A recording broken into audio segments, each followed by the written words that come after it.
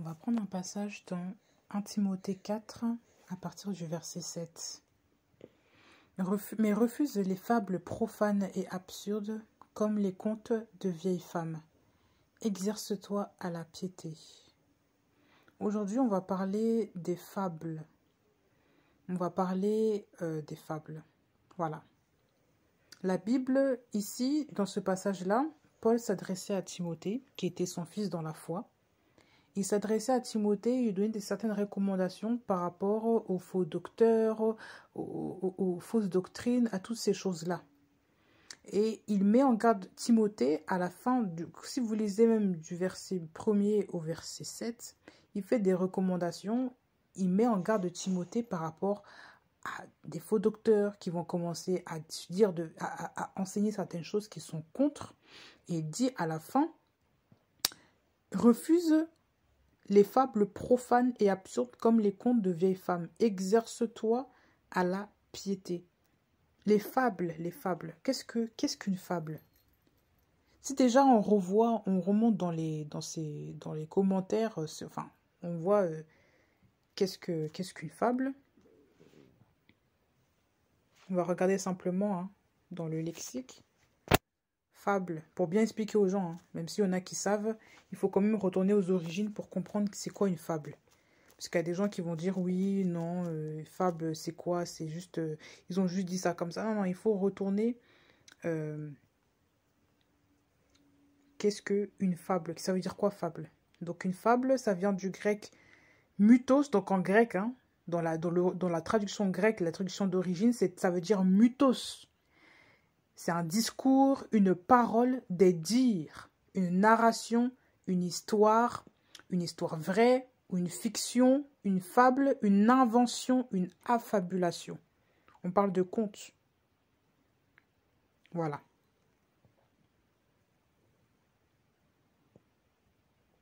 Donc, dans la racine, ça vient d'une racine grecque muéo. Donc, ça s'appelle initier dans les mystères, enseigner pleinement, instruire, accoutumer quelqu'un à une chose ou donner quelqu'un une connaissance intime d'une chose. Donc, même dans la racine du mot mythos,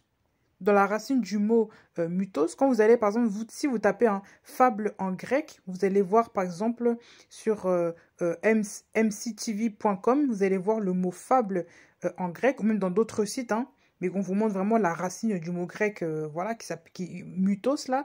Vous allez voir que c'est une idée aussi d'enseignement. Donc les fables, là, même que souvent on entend, même des personnes, des vieilles femmes, c'est pas souvent les fables là qui racontent, c'est pas que des histoires toutes contées, des histoires qui n'existent pas, des fausses histoires. Il n'y a pas que ça. C'est ça, oui, il y a des histoires que les gens racontent. Ce sont aussi des enseignements. On nous dit ici qu'on nous parle d'enseignement. Mais dans le mot mythos, on parle ici de fiction, de narration, des dires, des affabulations, des inventions. Voilà. Donc ici, dans tout ça, on peut comprendre à travers cela que le mot mythos était lié en fait à de faux discours, à de faux enseignements, à des doctrines perverses. Voilà même quand vous lisez tout le passage. Si vous voulez, on va le lire. Du passage du premier verset au verset 7. Ici, Paul recommande fortement à Timothée de prendre garde aux faux docteurs. Et les fables font partie des fausses doctrines, des faux enseignements, des fausses choses qu'on inculque aux gens. On va le lire. Donc, à partir du verset 1er, pour que vous compreniez l'ensemble de la pensée de Christ à travers l'interprète de Paul ici vers Timothée. Mais l'Esprit dit expressément que dans les derniers temps, l'Esprit dit, c'est pas Paul qui dit, c'est l'Esprit qui dit expressément que dans les derniers temps, certains s'éloigneront de la foi, s'attachant à des esprits trompeurs et à des doctrines de démons. Voilà, on y vient. Quand on parle d'esprits trompeurs et à des doctrines de démons, on parle de toutes ces choses-là, tout ce qui est fable, conte, tout ça. Des mauvaises informations qui sont fausses. Par l'hypocrisie de faux docteurs, ayant leur propre conscience marquée au fer, empêchant de se marier, ordonnant de s'abstenir d'aliments qu'Élohim a créés pour être pris avec action de grâce par les fidèles et par ceux qui ont connu précisément la vérité. Parce que tout ce qu'Élohim a créé est bon et l'on ne doit rien rejeter de ce qui se prend avec action de grâce, car cela est sanctifié au moyen de la parole d'Élohim et de la prière. En exposant ces choses aux frères, tu seras un bon serviteur de Yehoshua Mashiach, nourri des paroles de la foi et de la bonne doctrine que tu as exactement suivie. Mais refuse les fables, donc là on y vient maintenant au verset 7, refuse les fables profanes et absurdes, comme les contes de vieilles femmes. Exerce-toi la piété. Donc ici, il dit que, en fait, à travers tout ça, l'Esprit dit qu'il y en a beaucoup qui vont s'éloigner de la foi, s'attacher à des esprits trompeurs, des doctrines de démons. Esprits trompeurs, doctrines de démons, hypocrisie de faux docteurs, tout ces... en fait, tout ça, ça va venir à la fin. Et on est dans les derniers temps. Et c'est l'Esprit qui nous met en garde. Paul n'est qu'un instrument, Paul n'est qu'un vase. Et d'ailleurs, Dieu a dit qu'il serait utilisé comme un vase pour les nations. Mais Paul n'est qu'un vase, ce n'est qu'un instrument, c'est l'Esprit qui parle. C'est pour ça que, même dans le premier verset, on dit que « mais l'Esprit dit ». Ce n'est pas Paul qui dit, c'est l'Esprit. Donc, dites pas que oui, non, Paul disait ça parce que machin. Non, c'est l'Esprit qui dit. C'est l'Esprit ici qui annonce des choses. Donc ici, on découvre qu'il y a des esprits trompeurs qui existent, donc des esprits qui trompent les gens, qui font croire une chose, mais qui n'est pas la vraie chose. Des doctrines de démons, donc maintenant, les démons ont des doctrines. Ils ont des enseignements qui sont tout fabriqués, et les gens suivent cela. On parle de faux docteurs, donc il y a des docteurs qui sont vrais, mais il y a aussi des faux docteurs. Voilà, on vous dit que ce sont des gens qui sont là. On vous dit qu'il y a des esprits trompeurs. Il y a la tromperie dans l'air. Vous comprenez ça? Des doctrines de démons. Donc tout ce qui est doctrine, là où on parle de Jésus, ce n'est pas forcément la doctrine de Christ. Il faut observer même ce qu'il y a dans la parole. Il faut se nourrir des paroles de la foi. Comme il est marqué au verset 6, se nourrir des paroles de la foi et de la bonne doctrine. Parce que avant on dit la doctrine de démons, mais il y a des doctrines et doctrines. On vous dit de vous attacher à la bonne doctrine, de vous nourrir des paroles de la foi et de la bonne doctrine. Donc la nourriture véritable de l'enfant de Dieu, ce n'est pas la nourriture des enfants du diable, ce n'est pas n'importe quelle nourriture, c'est la bonne nourriture, c'est les paroles de la foi et de la bonne doctrine. Donc, si vous suivez une autre doctrine, si ce n'est que celle de Christ, si ce n'est que celle de suivre, si ce n'est que Jésus-Christ qui est Seigneur et Sauveur et qui a tout accompli à la croix, si ce n'est pas la marche par la foi, si c'est la marche par les œuvres, ce n'est plus Dieu. Et il vous dit à la fin pour couronner le tout, refuse les fables profanes et absurdes comme les contes des vieilles femmes. Exerce-toi à la piété. On vous parle des fables profanes et absurdes. Souvent, ce sont les vieilles femmes qui racontent des fables profanes et absurdes. Elles racontent des histoires souvent qui nous font peur, des histoires de sorcellerie, des histoires de machin, de magie, etc. La superstition. On inculque tout ça et on inverse, on verse ça dans l'assemblée, dans l'évangile. On fait un mélange de l'évangile et de la culture des hommes, des traditions humaines. On fait un mélange de superstition humaine avec l'évangile. Et on appelle ça maintenant bonne doctrine. C'est de la fausse doctrine. Et on voit ça beaucoup aussi chez les gourous, chez les faux docteurs.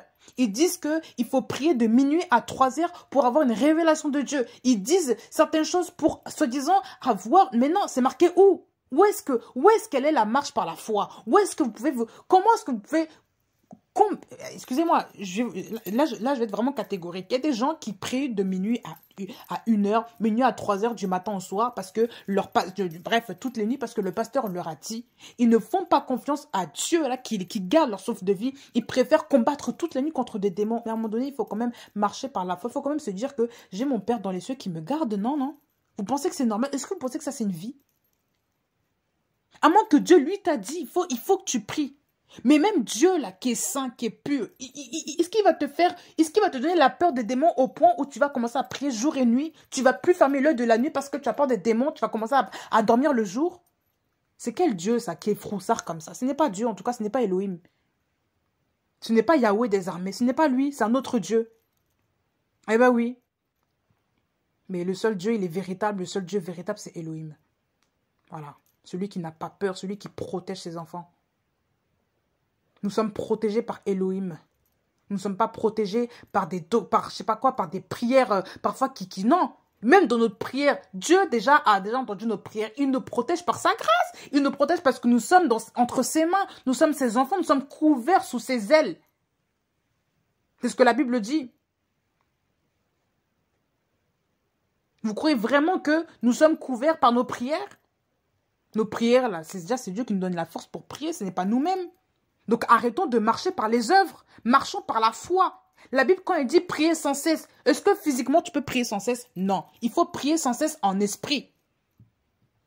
Et pas dans la chair. On ne peut pas physiquement. Ça veut dire que toute la nuit, en fait, tu ne dors pas. Voilà. Ça veut dire que tu ne dors pas. Tu pries de 24 heures sur 24. Ce n'est pas possible. Prier sans cesse, c'est en esprit. Et c'est le Seigneur qui t'inspire les prières. C'est toi, c'est les soupirs que tu fais. C'est dans ton esprit que tu intercèdes pour certaines choses. Ce n'est pas de toi-même que tu fais les choses. Il faut réfléchir un tout petit peu. C'est pour ça qu'il faut être conduit par l'esprit. Mais oui, il y a des gens qui veulent faire les choses par la chair et ils ne réussissent pas, ils s'étonnent que ça ne marche pas. Et parce qu'ils n'ont pas compris, comment dire, c'est quoi la réalité de l'esprit, là, enfin, je sais pas de quoi on parle. Ils n'ont pas compris. Tout simplement.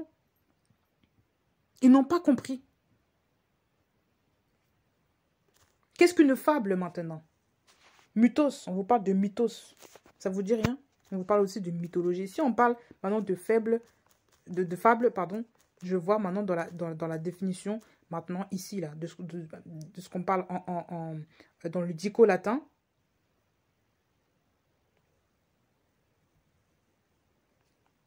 Ici, on vous parle de quoi parle-t-on? On vous parle d'histoire, pareil, de contes, de fables, de pièces de théâtre, récits légendaires, propos de la foule, conversations privées.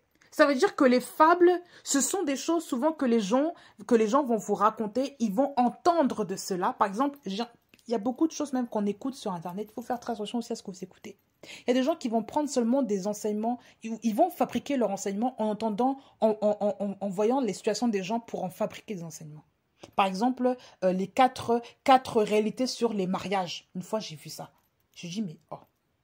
Et nouvellement, dans la foi, souvent, on tombe sur des trucs comme ça. On pense que c'est des vrais enseignements. La personne ne fait que décrire des réalités sur les mariages, mais il n'y a aucun fondement par excellence. Il n'y a aucune révélation dedans. On se rend compte qu'elle ne fait que parler du mariage des gens, de ce qu'elle a vu, de ce qu'elle a compris, de ce que machin, et elle en déduit seulement des conclusions. Voilà pourquoi il ne faut pas faire ça. Voilà pourquoi il ne faut pas faire ça. Ce sont des fables. Ce sont des fables. Ce sont des discours qui n'ont pas de poids. Ce sont des sources sans eau. Vous ne comprenez pas? La parole dit quoi dans 1 Corinthiens 7? La parole vous montre toute la conduite du couple, du mariage. Dans Éphésiens, on vous montre tout cela. Comment est-ce que l'homme doit aimer sa femme, comment est-ce que la femme doit aimer son homme. Dans les livres, dans les chapitres de Timothée, de Tite Timothée, Paul recommande à Tite Timothée, tous ces hommes-là, comment est-ce que les femmes doivent exhorter, les femmes enceintes doivent exhorter les vieilles femmes à aimer leur mari, aimer leurs enfants, prendre soin des affaires domestiques. On vous montre comment est-ce que les gens doivent se comporter dans la Bible. Si un prédicateur ne vous annonce pas ce qu'est la parole de Dieu, il est à côté de la plaque. Donc si on vous montre que seulement des propos de la foule, on vous annonce seulement des fables, on vous raconte que des histoires, mais on ne savait pas sur la parole pour vous enseigner, ce n'est pas Dieu. Parce que Dieu, d'abord, c'est le fondement par excellence. Donc, si un homme ne met pas la parole comme fondement pour enseigner, pour donner l'eau véritable aux gens, ce n'est pas Dieu qui est derrière. C'est de la philosophie. Et parfois même, c'est de la sorcellerie. Parce que quand on vous raconte seulement les réalités d'un mariage compliqué, les réalités spirituelles, on vous dit que oui, il y a la sorcellerie dans ta famille, si tu as ça, on vous montre juste les points descriptifs. Après, on va dire à la fin, on va juste prier pour ça. Donc, c'était ça l'enseignement. m'ouvrir les yeux sur un mariage qui ne marche pas. La Bible nous dit bien d'abord, nous montre déjà comment est-ce qu'on doit tenir notre couple. Il nous le montre déjà. La femme doit être soumise à son mari, l'homme doit aimer sa femme, les enfants doivent obéir aux parents. Tout ça, c'est marqué dans la Bible. On ne va pas chercher les versets pour vous. Allez même vous-même lire. Les versets sur le mariage, les versets sur le couple, sur l'homme avec la femme. Mais allez lire. Allez lire. De Pierre aussi en parle. On parle de la tenue de la femme, comment une femme doit se comporter. Si ton mariage ne va pas bien, c'est pas parce qu'il y a forcément la sorcellerie. Il faut voir aussi c'est quoi le comportement de l'autre. Ton comportement et le comportement de ton conjoint, il faut voir. Parce que les gens aiment bien verser la sorcellerie partout. Ce sont aussi des fables. Oui, les maris de nuit, les enfants de nuit, les machins, quand tu as un mari de nuit, les enfants sont graves, machin. Mais vous écoutez des salades, vous écoutez du n'importe quoi. Ce sont des gens qui marchent dans la sorcellerie, qui connaissent toutes ces choses. Vous ne comprenez pas. Ceux qui sont lavés par l'Esprit de Dieu ne parlent pas de sorcellerie du matin au soir. Non. Et si même on parle de sorcellerie, on vous annonce d'abord que Christ a déjà vaincu ces choses. Pour que les hommes puissent avoir conscience qu'ils doivent mettre leur confiance en Christ et non pas plus dans la sorcellerie que dans Christ. Aujourd'hui, beaucoup de chrétiens ont peur de la sorcellerie parce qu'on leur raconte tellement d'histoires sur la sorcellerie. Au lieu de parler de Christ, on leur parle plus de la sorcellerie. Vous ne comprenez pas? Il y a une femme comme ça qui circule sur Internet. Je vous assure, une femme au Congo là-bas. Elle ne fait que, soi-disant prophétesse, ou je ne sais pas c'est quoi une prédicatrice, elle ne fait que parler de ça du matin au soir. Elle parle de sexe, de mariage, elle veut enseigner aux gens comment aller avec leur conjoint, comment coucher avec leur conjoint. Mais c'est quoi ces bêtises? Vous écoutez de la saleté spirituelle. Vous écoutez des cochonneries. Et on met ces gens-là comme prédicateurs juste pourquoi? Parce qu'ils ont des révélations sur la sorcellerie, sur machin. On appelle ça des prédicateurs. Attention aux doctrines de démons. Les démons connaissent beaucoup plus leur stratégie que les enfants de Dieu. Ben oui. Si Dieu te fait la révélation, il te montre ce qui se passe spirituellement quelque part, il t'annoncera ça aussi dans sa parole, il te montre dans sa parole et il te montre comment les vaincre à travers sa parole. Mais les gens qui connaissent à tout prix tous les rouages de l'ennemi, sans même vous parler de Christ, posez-vous des questions. Qui sont-ils? C'est en cela qu'on vous parle de fables. Il y a beaucoup de gens qui affabulent, qui racontent du n'importe quoi. Ce sont des contes de vieilles femmes. Et quand on dit contes de vieilles femmes, pourquoi ils précisent ça? Parce que c'est beaucoup les vieilles femmes qui aiment raconter des histoires de sorcellerie, qui aiment les superstitions. Quand vous remarquez même, même dans les campagnes, les France d'avant, même les pays, les gens avant, enfin les grands-mères même de maintenant, il y a beaucoup de femmes-là qui s'attachent à leur superstition. Voilà pourquoi souvent elles ont des amulettes sur eux, elles ont des trucs sur elles. Et c'est souvent ces femmes-là qui, quand elles vieillissent, deviennent des sorcières. Vous voyez pas beaucoup d'histoires comme ça? Je ne dis pas que toutes les mamies sont comme ça, attention. Hein. Attention. Mais il y a beaucoup de gens qui vivent comme ça et qui espèrent dedans. Beaucoup de vieilles femmes, la Bible dit, hein, on va prendre ce passage tout de suite parce qu'il y a beaucoup de femmes qui disent que non, ce n'est pas biblique, que voilà, ce n'est pas de Dieu ce qu'on raconte. Attendez, on va voir ça tout de suite. On va voir ça tout de suite. Concernant les femmes âgées. Qu'est-ce que les femmes âgées doivent faire dans l'assemblée pour ne pas que on dise que ce n'est pas vrai, que les femmes âgées ne disent... voilà, les femmes âgées.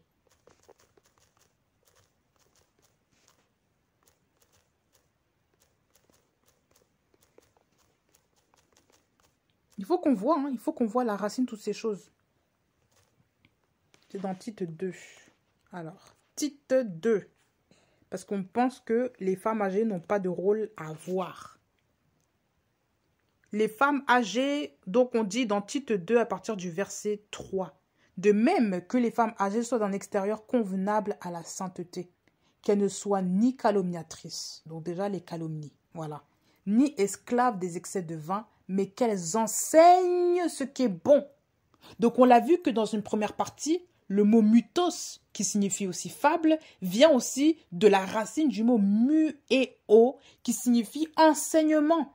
Donc tout ce que vous donnez aux gens ne peuvent pas être basés que sur des propos, sur des à peu près dit, comment dire, des ce que l'on dit, des dires, etc. Ce doit être des choses qui doivent être basées sur la parole, sur ce qui est bon. Et il n'y a que la parole qui est bonne. La parole est Elohim, la parole est Dieu. Seul Dieu est bon. Donc si Dieu est bon, la parole aussi est bonne. Donc ce qui est bon ici, c'est Dieu. Elles doivent enseigner ce qui est bon. Qu'elles enseignent au verset 3 ce qui est bon, afin qu'elles exhortent sérieusement les jeunes femmes à être modestes, à aimer leur mari, à aimer leurs enfants, Donc, qu'elles exhortent sérieusement les jeunes femmes à être modestes, à aimer leur mari, à aimer leurs enfants, fléchissant leurs désirs, impulsions, pures, gardant la maison, prenant soin des affaires domestiques, bonnes, soumises à leur mari, afin que la parole d'Élohim ne soit pas blasphémée. Elles ont beaucoup de choses à faire. Là, on va compter les actions que Paul a énumérées, bien qu'il y en ait beaucoup plus. Hein? Parce que l'esprit va te... Voilà, il a juste énuméré, il a fait juste une façade. Mais si on compte, qu'est-ce que ces femmes-là doivent enseigner les femmes âgées? Elles doivent enseigner, elles exhortent sérieusement les jeunes femmes à être quoi? 1. Modestes. 2. Aimer leur mari. 3. Aimer leurs enfants. 4. Fléchissant leurs désirs et impulsions. 5. Pures. 6. Gardant la maison, prononçant des affaires domestiques. 7. Bonnes. 8. Soumises à leur mari, afin que la parole d'Élohim ne soit pas blasphémée. Donc, il y a 8 choses. Il y a 8, ici, dans ce texte-là. Il y a 8 choses, 8 actions que les femmes doivent donner. Il y a 8 enseignements qu'elles doivent donner aux jeunes filles. Donc, ces 8 enseignements-là sont basés sur la parole. Donc, ces 8 enseignements-là sont importants. C'est ça le bon enseignement. C'est ça la bonne doctrine que les femmes âgées doivent enseigner aux filles. Il y a du travail à faire. Quand on voit l'état des mariages aujourd'hui, on se dit où sont les femmes âgées, les femmes plus mûres.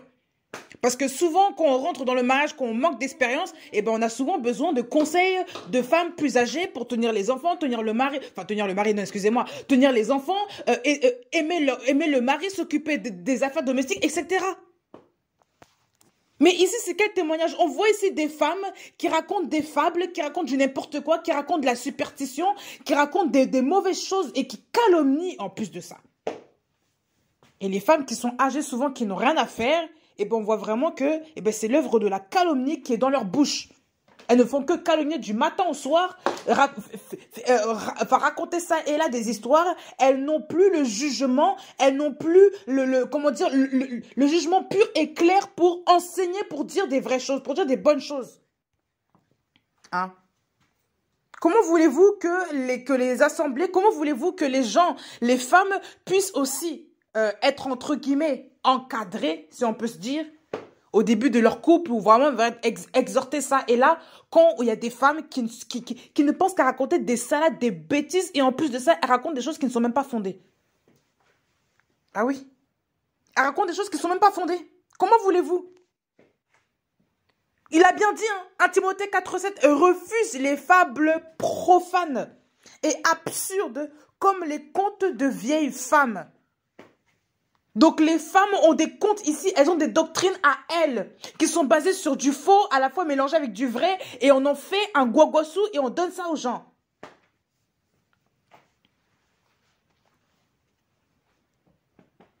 Il faut arrêter. Ça, c'est pas la vraie doctrine, tout ça, là. Ce sont des fables. On parle de sorcellerie du matin au soir. Oui, si tu fais ça, il y a un sorcier qui va venir. Hein, si tu mets telle chaussure, il y a un sorcier qui va venir. Si tu fais ça, ça veut dire que voilà, qu'il y a un péché dans cette maison. Si tu mets un sac crocodile, ça veut dire que tu as la marque du serpent sur toi. Parce que, hein, Eka et crocodile, hein, qu'on voit voilà. Et ben voilà. Toutes sortes de mauvaises choses. Oui, j'ai fait un songe où j'ai vu qu'il y avait une corde cassée parce que toi, voilà, vous voyez, voilà, les sorcières qui parlent comme ça en live devant vous. Vous pensez que, non, c'est une prophétesse, elle dit la vérité. Souvent, ce sont des fausses prophéties. C'est un esprit de python qui les anime. Et vous pensez que c'est l'esprit de Dieu qui les anime, alors que c'est l'esprit de contrôle par les prophéties. L'esprit de python qui les anime et qui disent du n'importe quoi. Voilà pourquoi elles voient toutes sortes de choses, parfois qui n'ont aucun rapport avec ta vie. Mais elles vont quand même te prophétiser des choses et Dieu même ne t'a rien dit. Et c'est en cela qu'on voit que les gens ne sont pas assis dans le Seigneur, que c'est un autre esprit qui les utilise. Beaucoup de fausses prophéties comme ça sortent sur les gens et les gens ne se rendent pas compte, ils suivent bêtement. Pourquoi? Parce qu'ils ont juste vu une femme qui paraissait fille de Dieu, machin. Mais non, mais attendez, il y avait quand même des Élie, il y avait quand même il y avait l'histoire du vieux prophète et du jeune prophète. Pourquoi est-ce qu'on a vu ces deux histoires-là? Pourquoi est-ce qu'on a vu ces deux histoires-là? On a vu les deux histoires avec le jeune prophète et le vieux prophète pour montrer, c'était un exemple pur comment dire, que Dieu voulait montrer à ses enfants. Ne vous faites pas avoir par toutes sortes voilà, de prophéties, de dires, etc. Ne vous faites pas avoir par toutes sortes de choses. Et attention aux histoires racontées. Évitez d'écouter les histoires des gens. Il y a des gens que quand ils parlent, ils ne font que raconter les histoires des autres. Ils ne font que déformer, dire du n'importe quoi. Et vous allez prendre ça pour vrai. Vous allez prendre ça pour content, pour vrai, alors que c'est du faux. C'était juste pour vous distraire, juste pour créer en vous le trouble. Créer en vous le trouble.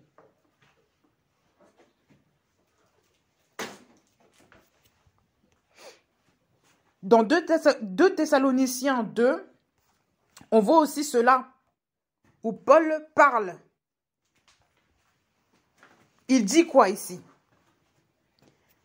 2 Thessaloniciens 2, à partir du verset 1er. « Mais nous vous supplions, frères, au sujet de la parousie de notre Seigneur Yahushua Mashiach et de notre rassemblement auprès de lui, de ne pas être rapidement agité hors de votre pensée, ni troublé par un esprit, par une parole ou par une lettre, comme si c'était par nous, comme quoi le jour du Mashiach était imminent.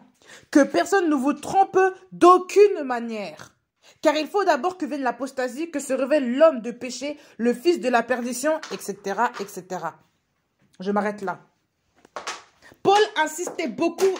Remarquez bien l'endroit où Paul était. Paul était dans des régions en Asie mineure où il y avait le développement, comment dire, tout ce qui était les pensées grecques, les philosophes, etc. C'était une époque où ça battait son plein. Les gens étaient voués dans toutes sortes de paroles. On est là, on parle, on raconte des histoires et on mélange tout. Et il y avait des gens qui suivaient ce mouvement-là. Il y avait des juifs qui racontaient leurs propres contes, leurs propres fables judaïques, mais il y en avait aussi qui racontaient des choses qui venaient des Grecs. Ils mélangeaient cela et comme ils avaient la culture des Grecs, ils inculquaient ça maintenant dans l'évangile. Voilà pourquoi les Corinthiens, ils étaient facilement ballottés ça et là. Ils avaient un esprit de parti. Pourquoi? Parce que déjà, c'était à cette époque-là que justement, tout ce qui était l'esprit de parti, la politique, tout ça se développait. Et c'était, comment dire, les Grecs, tout ça débattait beaucoup. Les Grecs, tout ça, toutes ces civilisations-là, ils débattaient beaucoup. La parole était vraiment, ils avaient vraiment le don pour parler. Et il y a des gens qui mélangent leur culture avec l'évangile. C'est pour ça qu'ils ont ramené ça maintenant dans dans l'assemblée, ce qui a créé des débats. Ce qui a créé plus de débats qu'autre chose. Bah oui. Parce que toutes ces choses-là, tout ce qui est fable, débat, parti, tout ça, ça attire quoi? Ça attire des disputes en tout genre. Ça attire des embrouilles. Bah oui. Ça attire des disputes. Ça n'aide pas. Dans 1 Timothée 1, verset 4, on le voit aussi. De ne pas s'attacher à des fables et à des généalogies sans fin qui produisent des débats plutôt que l'action de construire en Elohim par la foi. Tout ça, fables, généalogie, des trucs, oui, je viens de temps, ça crée des débats plutôt que l'action de construire en Elohim par la foi. Pourquoi est-ce qu'il rappelait ça beaucoup à Timothée? C'est parce que Timothée était dans un endroit où justement, la doctrine des Grecs, les fausses doctrines qui ont été instaurées par les Grecs, par les Cicérons, etc., par les grands philosophes que nous connaissons de leur temps aujourd'hui, ça battait son plein. Ils étaient en train de construire un autre fondement. Et Paul est en train d'exhorter Timothée et d'instruire Timothée en lui disant qu'il faut réprimer cela. Il faut faire attention à ces choses-là. Il faut refuser cela. Il faut refuser. Il avait même dit, il avait même dit qu'il fallait demeurer dans un endroit pour interdire certains de prêcher. Je ne sais plus c'est dans quel passage. Interdire certains de prêcher, qu'il fallait censurer, qu'il fallait les réprimer sévèrement. Parce qu'ils étaient en train de poser un autre fondement qui n'était pas celui de Christ. Et toutes les fables, tout ce qu'on vous raconte, ça en fait partie. Tout ce qui ne vient pas de la parole, n'écoutez pas des histoires qui ne sont pas fondées. Et si même vous écoutez des rumeurs que les gens racontent sur les autres, allez voir les personnes directement ou dites à la personne qui vous rapporte ça. Toi, tu me dis ça. Qu'est-ce que tu es parti dire à cette personne-là concernant ce qu'elle a fait? Va la voir et expose-lui clairement les choses. Et si elle continue à critiquer, tu cesses. Tu dis, moi, je ne veux pas entendre des pourritures dans mes oreilles ne sont pas des poubelles. Je ne veux pas entendre du n'importe quoi. Il faut savoir dire ça aux gens clairement. Il faut savoir dire aux gens clairement ce que vous pensez. Il faut savoir prendre position pour la vérité. On vous a dit de refuser les fables, refuser les contes, refuser les on-dit, les propos, les rumeurs, les critiques, ça en fait partie aussi. Parce qu'il y a des gens qui inventent des histoires toutes faites pour critiquer les gens. Ils inventent des histoires toutes faites pour critiquer les gens, pour rabaisser les gens, pour casser l'autorité d'une personne. Bref.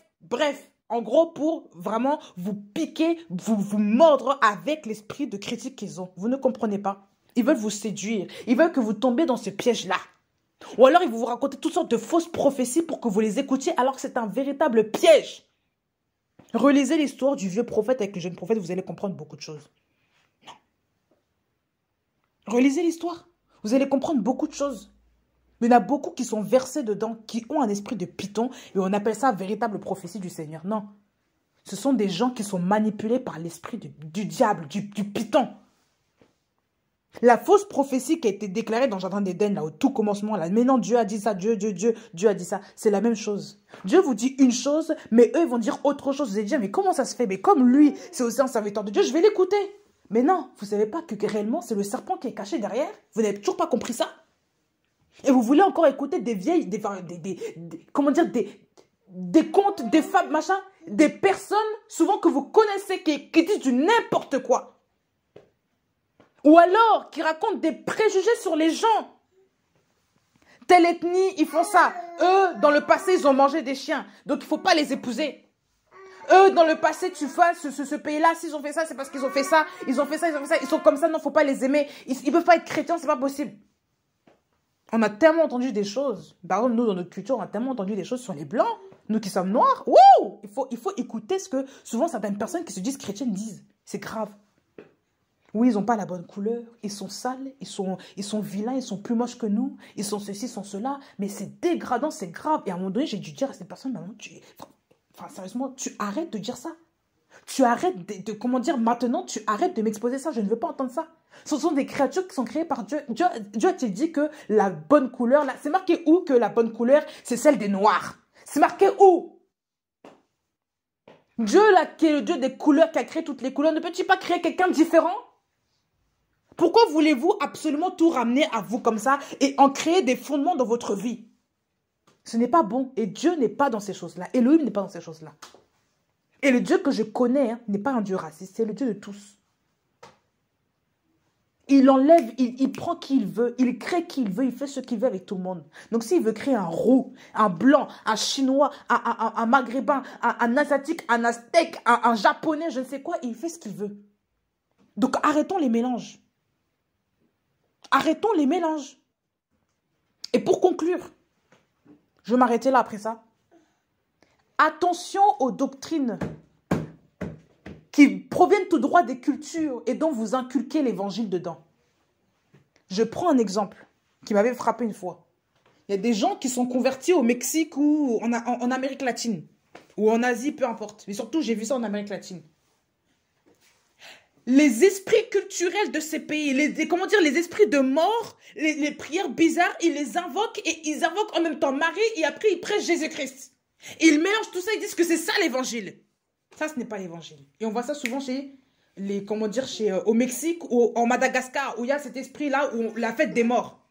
On mélange tout. On est à la fois chrétien, mais on fait en même temps la fête des morts. Et on ramène ça maintenant dans les assemblées et on se dit être véritablement dans la vérité. Rejetez ça. Même si vous êtes de ces cultures-là, vous rejetez ça. Vous n'acceptez pas le mélange. Ça, c'est le mélange. Et Dieu n'est pas dans le mélange. Parce que si vous regardez dans la Bible, Dieu a dit que Dieu ne regardait pas ça. Dieu a même dit, laissez les morts enterrer leurs morts. Dieu n'est pas pour le culte des morts. Je n'ai pas dit qu'il ne faut pas, qu'il faut pas faire le deuil de sa famille, mais de là à vouloir glorifier la mort d'une personne en la tenant, en la gardant. Qu'est-ce que ça veut dire tout ça là? Vous voyez pas que vous êtes en connexion avec l'esprit de mort? Vous ne voyez pas qu'il y a un problème? Dans certaines civilisations, c'est ce qu'on voit. Il y a vraiment un profond culte. Ils ont gardé les traditions des ancêtres et les ont inculquées dans l'évangile. Quand on suit Christ seul. On ne suit pas Christ et Baal en même temps. On ne peut pas adorer deux maîtres. Donc il faut cesser.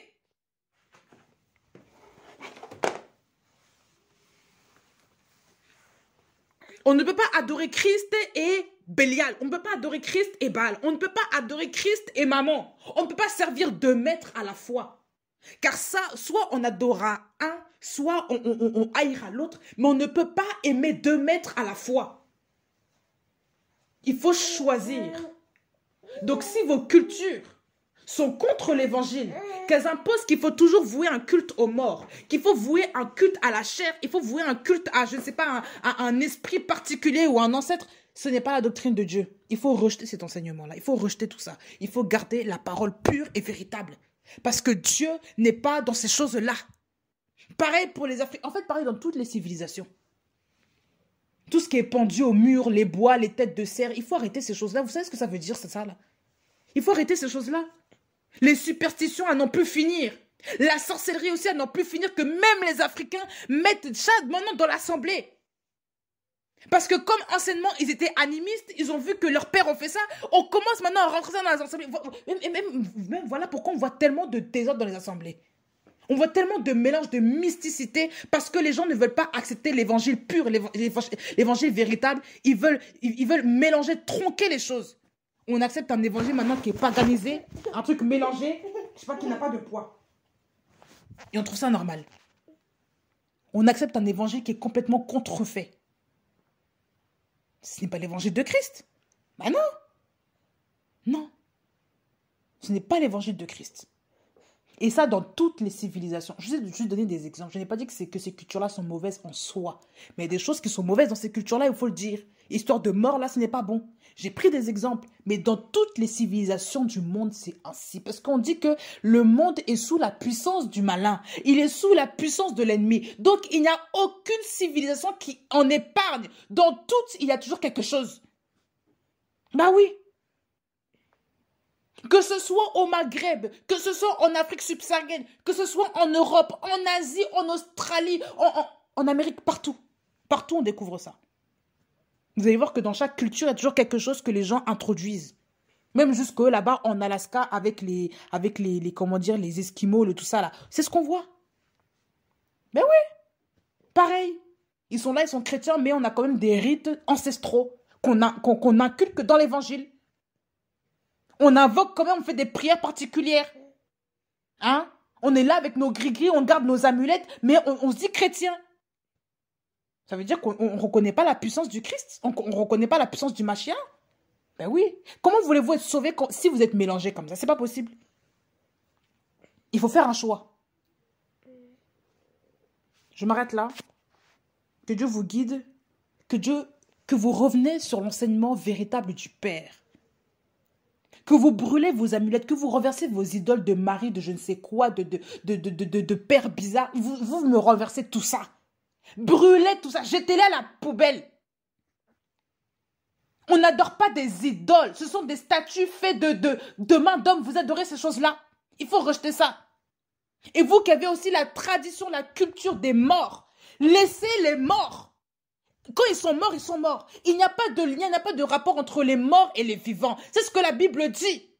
Donc arrêtez de vous mélanger avec les cultures qui prônent la glorification des morts. On n'est pas dedans.